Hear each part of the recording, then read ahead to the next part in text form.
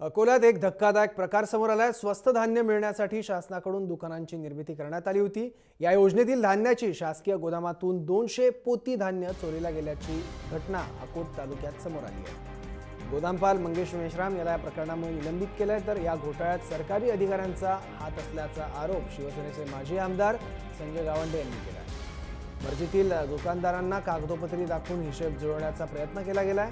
त्यात तहसीलदार घुगे यांनी 136 क्विंटल गहू आणि 43 क्विंटल तांदूळ स्टॉकमधून कमी झाल्याचा अहवाल वरिष्ठ अधिकाऱ्यांकडे पाठवला आहे। या प्रकरणाचा तपास करून दोषींवर कडक कारवाई करा, अन्यथा आक्रमक आंदोलन करण्याचा इशारा शिवसेना नेते संजय गावंडे यांनी दिला।